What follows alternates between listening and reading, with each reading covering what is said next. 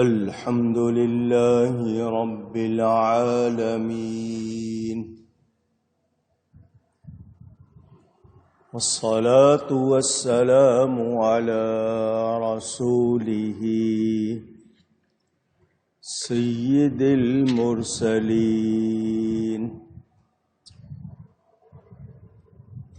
رحمة للعالمين،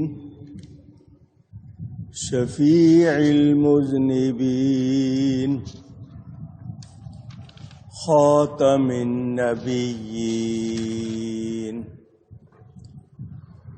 سيدنا ومولانا محمد رسول رب العالمين،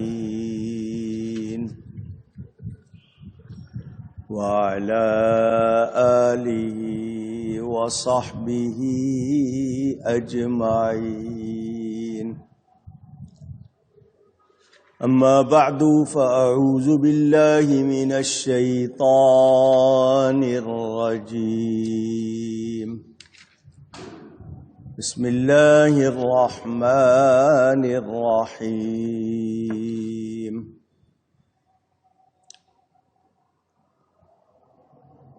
من الذين فرقوا دينهم وكانوا شيعا كل حزب بما لديهم فرحون. صدق الله العلي العظيم. محبت کے ساتھ ایک مرتبہ درود شریف پڑھ لیجیے. اللہم صلی علی سیدنا و مولانا محمد معدن الجود والکرم وآلہ وصحبہ وبارک وسلم. الصلاة والسلام علیک یا رسول اللہ، الصلاة والسلام عليك يا حبيب الله، الصلاة والسلام عليك يا رحمة للعالمين، وعلى آلك وأصحابك يا شفیع المذنبین.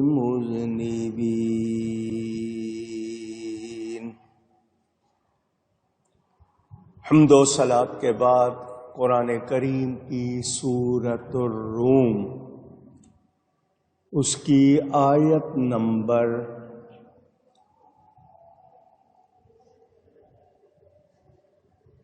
22 کا بیان میں نے پچھلے جمعے بھی کیا تھا. کچھ اس حوالے سے مزید باتیں عرض کروں گا.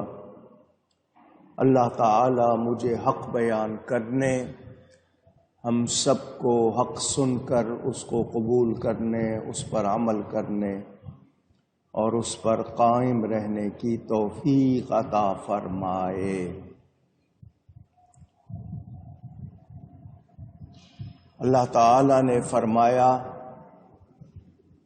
ان میں سے جنہوں نے اپنے دین کو ٹکڑے ٹکڑے کر دیا اور ہو گئے گروہ گروہ، ہر گروہ جو اس کے پاس ہے اسی پر خوش ہے. اس حوالے سے آپ کو میں نے بتایا تھا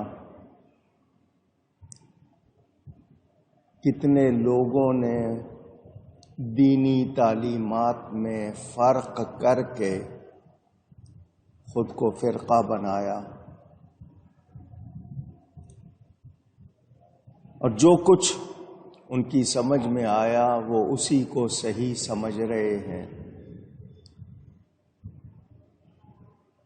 آج امت مسلمہ پریشان بکھری ہوئی ہے. کتنے فرقے ہیں، کچھ اصولی اختلاف، کچھ فروعی اختلاف، طرح طرح کی باتیں یہ مسلمانوں کو بکھیرا ہوا ہے۔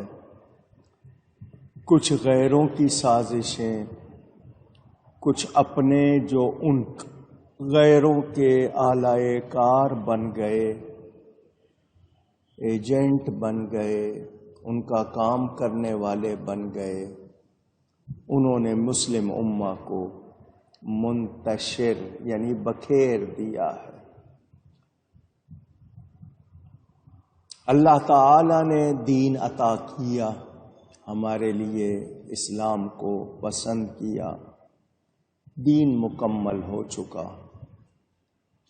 بنیادی عقائد جو عقیدے ہیں، جو بھی ان میں سے ہٹتا ہے کسی ایک صحیح عقیدے سے، وہ پھر سیدھے راستے پر نہیں رہتا۔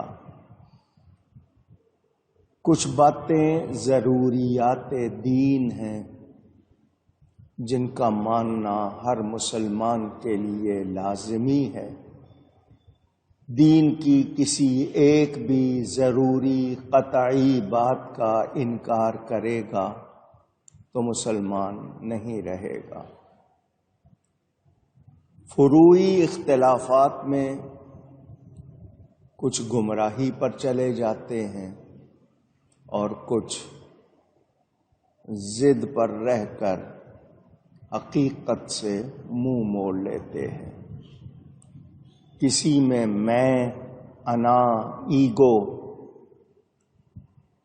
کسی میں ضد، اسٹبنس، کسی میں عناد، دشمنی، یہ چیزیں اپنا کر لوگوں نے امت کی وحدت کو، یونٹی کو پارا پارا، ٹکڑے ٹکڑے کر دیا۔ ہم لوگ ہر رکعت میں دعا کرتے ہیں نماز کی، یا اللہ ہمیں سیدھے راستے پر چلا، ان لوگوں کا راستہ جن پر تو نے انعام کیا، احسان کیا۔ ان کی تمام باتیں ہمارے سامنے ہیں، پھر بھی اگر ہم ان سے منہ موڑیں تو نتیجے میں سیدھے راستے پر نہیں رہیں گے۔ کچھ فرقوں کے حوالے سے میں نے آپ کو گزشتہ جمعے باتیں بتائی تھیں۔ احادیث کے مطابق نبی پاک صلی اللہ علیہ وآلہ وسلم نے فرمایا تھا، بنی اسرائیل میں 71 فرقے ہوئے، میری امت میں 73 ہوں گے، کلہم فی النار، سب کے سب جہنم میں جائیں گے، آگ میں جائیں گے، الا واحدہ، سوائے ایک کے۔ وہ ایک کون سا؟ فرمایا وہ میرے اور میرے صحابہ کے طریقے پر ہوگا۔ اسی کو اہل سنت و جماعت کہتے ہیں، اسی کو فرقہ ناجیہ کہتے ہیں، اسی کو سواد اعظم، وہ سب سے بڑی جماعت، سب سے بڑا گروہ۔